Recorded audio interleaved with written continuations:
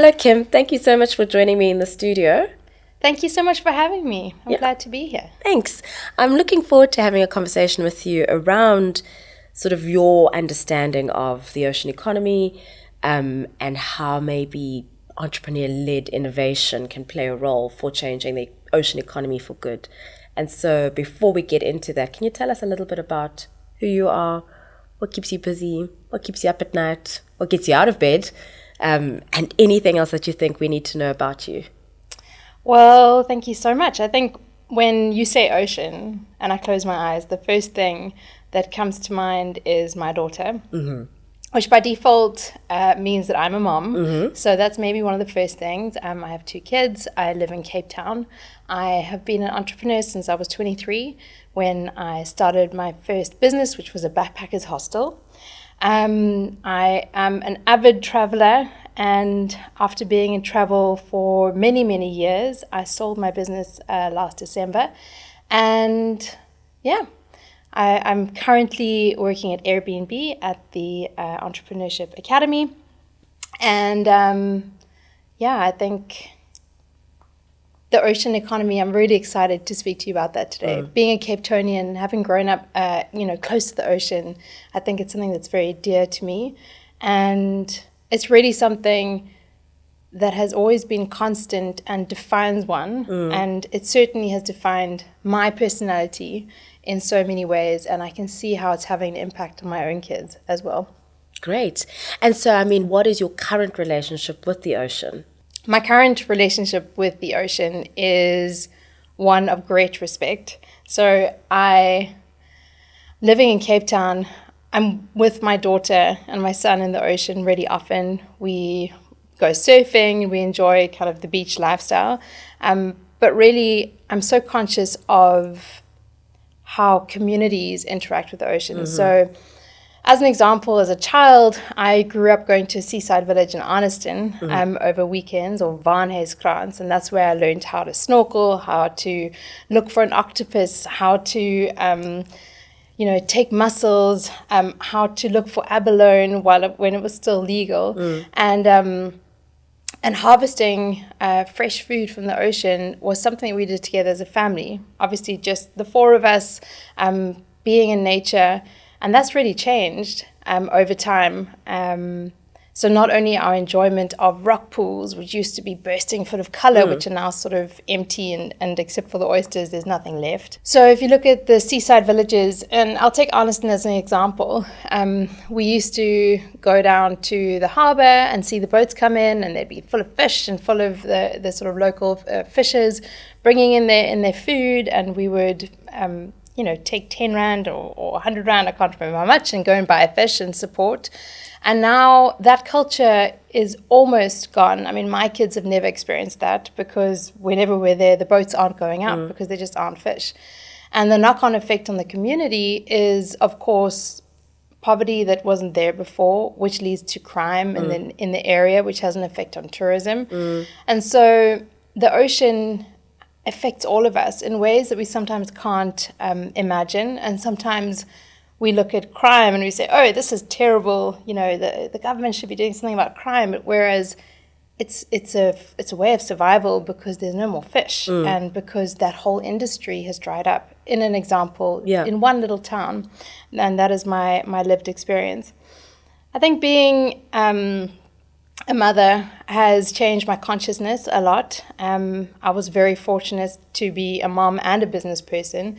And so I feel like as entrepreneurs, we have the luxury of ingraining our own beliefs into our businesses. And so once in Cape Town, which was my hotel business, we tried to source everything as ethically as possible. As we were fair trade accredited, which means every purchase had a consideration, and that included what was the environmental impact. And so if I think about it, whether it's choosing not to use single-use plastics, which is ironic because I actually picked up a bottle on the way here and I was running and I came and I said, I can't believe I'm arriving with a single-use plastic bottle of water. This is horrendous. But if one has the choice, I try and be conscious about having a reusable water bottle. If I'm buying things in bulk, not to have throwaway shampoo bottles, rather use refillable glass, for example. And so my relationship with the ocean is indirect, but it is a huge consideration when I have purchasing power. And lastly, I think as a community, I've always tried to teach my kids how to say no to plastic straws because of the turtles, or if there was a nurdle spill, like we'll be the first on the beach to go and bring our sieves and find nurdles. Nurdles are those little plastic pellets that plastic manufacturers use to make plastic, and quite recently there have been a few spills, and so what happens is that tons of nurdles arrive on the ocean, and I'm not going to pick up all the nurdles. I'm conscious of that, but really showing my kids and participating and showing that we're all connected, and that if we're choosing, just to quickly buy a water bottle, that water bottle is driving demand for plastic manufacturers who are having to bring these nurdles in from China, and sometimes they lose a container and then they end up on our beaches.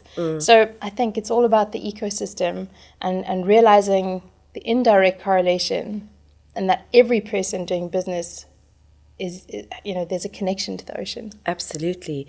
So I think it's important to kind of touch on some of your experiences in terms of what you've done with your career, because that also informs where we're going in this conversation around perhaps the certain sectors that can be impacted by the ocean economy, and sectors that will impact on the ocean economy. And so can you give us a sense of, for example, what the Airbnb Entrepreneurship Academy is, and then we'll move into, the other stuff around the sector and again deeper into the economy. So, I mean, I really feel like I found my home, and the Airbnb Entrepreneurship Academy is a means of bringing Airbnb to a variety of different areas, mainly rural and township communities. And what that means is there's such richness in South Africa of tourism product that is not only in places that you would see on top 10 lists, and we have got such a richness. And so the academy really goes out to areas that are interesting, maybe a little bit off the grid, a little bit sort of lesser known, and we activate boot camps and basically show people who are interested how to list on the platform, how to create their own experience or home, and how to be successful as a tourism entrepreneur. Yeah, and that's interesting for me, because I think when we think about the ocean economy, we start immediately thinking about fishing, shipping, things that are sort of these massive industries that take place in or on the water. And yet I think there's a very interesting interplay that exists between the tourism sector and the ocean economy. Is that true in terms of, is it interesting? And if so, what is that interplay in your mind? Absolutely. We tend to think in silos, and I was quite surprised when you invited me onto this podcast. I was like, I'm not an ocean activist. I know incredible people who are doing incredible things. I'm not a scientist. And the more I reflected and the more I thought about it, I started seeing the correlation. And I'll share some of my experiences. So first of all, as a tourism entrepreneur for many years, tourism in Cape Town is seasonal. And that's mainly got to do with the weather, as in sunshine, and the waves. And so we get surfers and kiteboarders at certain times of the year, and we get sort of holiday makers and people who come to Cape Town to visit the beaches. And so in that regard, there is an inextricable link between tourism and the ocean. And as another example, when people come to Cape Town, we used to often send them on experiences.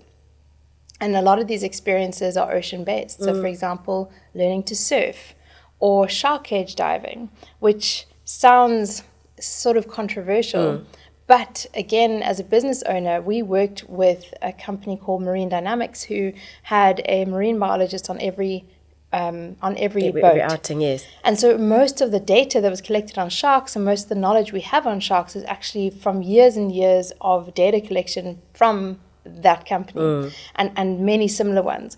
And so in promoting an experience in Gans Bay, I have the choice as a business person. Like, do I do my due diligence and do I get the certification and find out if there really is a marine biologist, or do I just send it to the cheapest person? Similarly, when we send people surfing, are the operators conscious of the power of the ocean? Obviously from a safety point of view, but also from just an ecological point of view. What is the ethos really? And so tourism and the ocean is inextricably linked. And then, as I mentioned before, our choices as consumers are directly linked to the pollution that's happening in the oceans. So I'll give you an example. A very good friend of mine, dinners at our house are hilarious because our one friend is a very, very sort of highly regarded scientist who's got like Greta Thunberg on speed dial. Right. And the other one is makes or manufactures plastic, and one of the biggest plastic manufacturers in South Africa. And of course I'm in the middle and I'm like, oh, this is going to get juicy. This is a perfect dinner party sort of lineup. Exactly. Let's just drop a bomb in there. So like, how many tons of plastic bottles did you produce this year? And then I just watch. And it is, I will say that both are charming and very, very like respectful humans. So it always ends up well. But at the end of the day, my friend who owns the plastic manufacturing plant says to me, Kim, our business is driven by consumer demand, nothing else. And so, because I've challenged them and I've said in South Africa, our bottles are so thick. And so in Europe, they're like crunchy and thin. And he said they're almost twice as thick in South Africa because the consumer will not buy thin, crunchy bottles, even though it's maybe, 5 cents cheaper.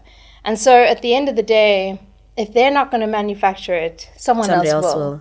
Right? And so that, for me, is how business and the ocean is connected, is that if we want to pull back on the pollution and if we want to pull back on the devastation to the ocean creatures, it starts at home, really. And in this lifetime, I'm not a policymaker, but I do have control over my own household, what we consume, how much we can reuse, and then finally, if we can't reduce or reuse, how much can we recycle? So as a consumer, we have the choice or the power to say, first of all, I'm going to reduce the amount of plastic I buy as much as possible. I'm going to try and reuse as much as possible. And if those are not possible, then I will recycle. And that's the power that I have in my own house, with my children and with my business and the people around me. And that is powerful in terms of remembering that whilst these conversations can feel so big, it is down to individual actions and the power of the individual, whilst at the same time understanding that our individual choices can then challenge the big things. And so, within the Branson Center, we really believe in this idea that business is a force for good. And so with that belief, we've gone into this Ocean Innovation Challenge to discover and see if maybe what solutions exist out there that are driven and created by entrepreneurs. And from those solutions, what innovation might we discover and what lies out there.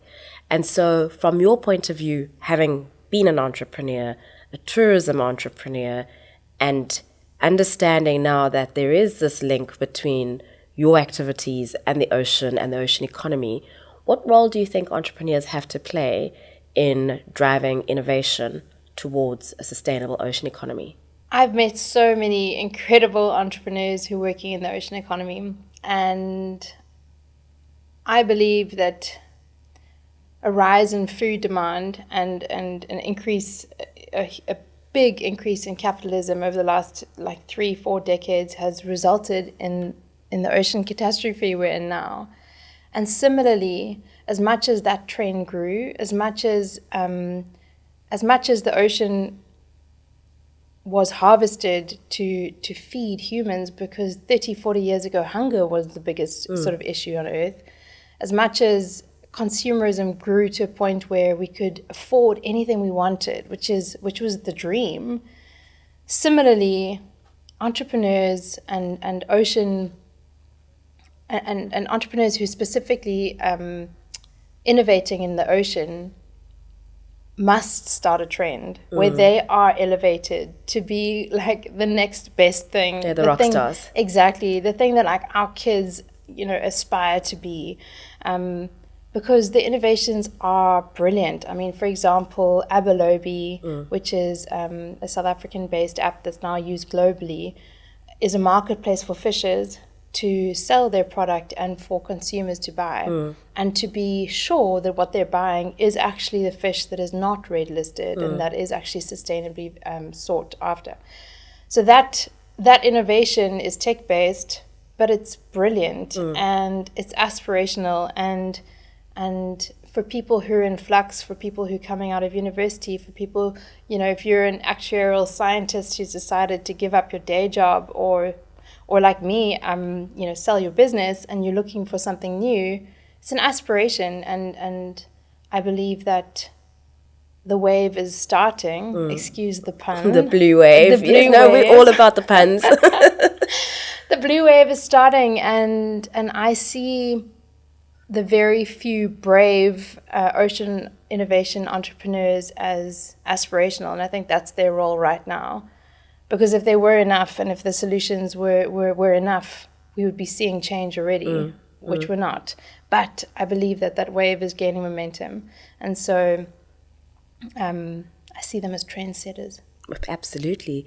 What change would you like to see as we start rethinking a sustainable ocean economy? What would you like to see, both as a mother, as an entrepreneur, as a consumer? Well, those are three things, not even both, three things.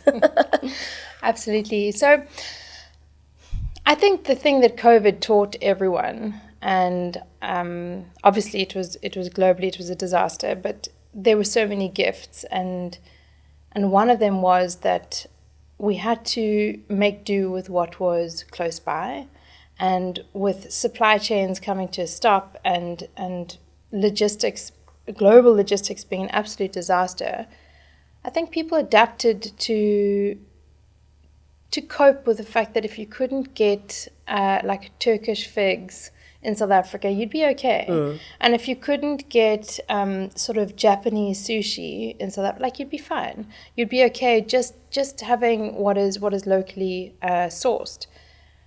And so I feel that the large-scale fishing, even though it's not my industry at all, if I gave you the example of Arniston earlier, I hope that the consumer trend to buy close by would be more readily adopted, and that the large, huge-scale fishing slows down to a point where local communities can actually start harvesting again, where kids get off their iPads and get back into the ocean and actually learn how to scuba dive and learn how to fish.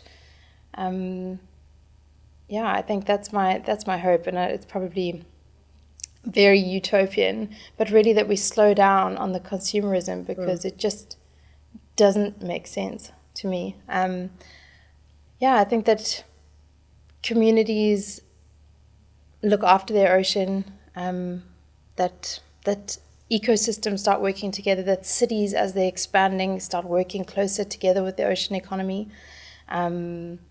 I mean, living in Cape Town, I don't know how many times I get to the beach and there's a sign saying, like, it's not safe to swim because of effluent waste.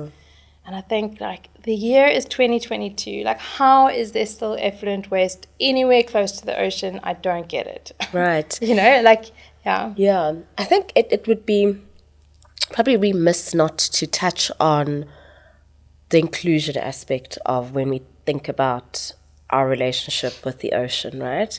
Because I think a lot of times when we describe and articulate our activities, our relationship with the ocean, how we engage with it, how we participate in and around the ocean, much of that can come off as probably quite elite in terms of being able to have a holiday home that gives you access to a rock pool in a lovely seaside village, you know. So how can we get to a point where when we are talking about the ocean economy, we're talking about an inclusive ocean economy? Do you have any thoughts on that? Well, I think that privilege is definitely a very key driver in this conversation, and I absolutely come from a history and a place of white privilege, and I'm very aware of that. But yeah, I think that school curriculum should include ocean education. And I don't say that as a sort of wishy-washy dream. When I was touring around Australia on a marketing trip for my backpackers hostel, I was learning to surf. And I'm not a strong swimmer. I'm actually a very poor swimmer. And those few weeks of being in a really feral, old, clapped-out car, and learning how to surf, which I'll share just now as well, really taught me a lot about confidence. It taught me about how to have humility and respect for something that's greater than myself, how to overcome my fear, how to keep persevering. And I think that those skills are useful for children as well. And now on that, I think for all humans. Well, yes. Well, I think that if we can learn that from a young age, right? If we can learn to be okay by myself in an ocean, which is terrifying, and waves like rising up and crashing onto you, and in that moment, you're on the edge of, like, for example, when surfing, as that wave is rising, you're like, I'm either going to get dumped or I'm going to have the ride of my life. And that's kind of like life in general, right? Sounds like the entrepreneurial journey. Exactly. It sounds like an ordinary, like, month end, yes. right? And so I believe that the ocean is a teacher, and children benefit when they have that young. And so when I was touring Australia, I remember we stopped off in a little place called Yamba, and we met a guy in a bar who was a geography teacher.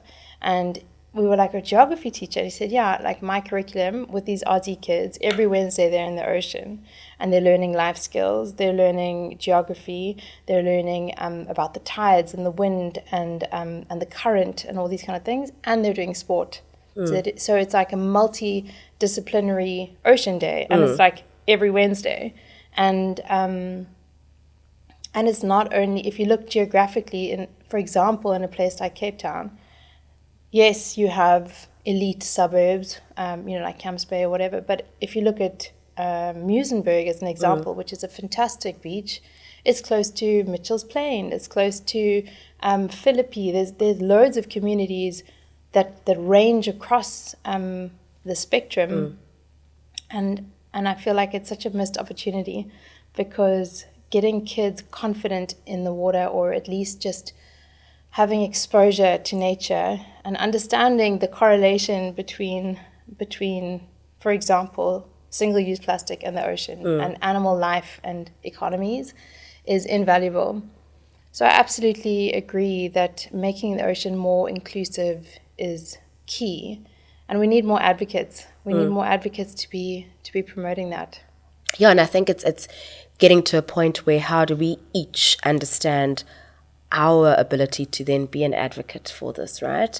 And so, being able to work and partner with entrepreneurs as the Branson Center who are innovating in this space means that you're creating another version of advocates, because they're coming now from a place of, let's say, economic well-being, societal well-being, alongside, ocean health, and making sure that we're actually advocating for this interlinkedness that exists. And so hopefully that will drive us towards an inclusive and sustainable ocean economy. So thank you for your time, Kim. I've really enjoyed this conversation.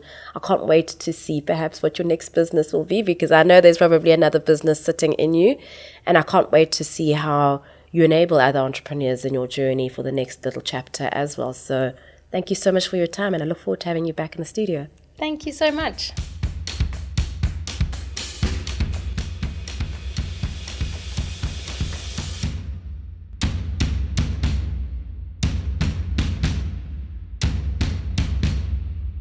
Priya, I'll get them all. Yes. So we got this clapper, and it makes me so happy. And also helpful not to emphasize your point by banging on the desk. See, that's what happens. Goes into her ear. Sorry. I was demonstrating. I think that's been our most Well, with chutzpah. with energy, with vibe. Yeah. Friday vibes.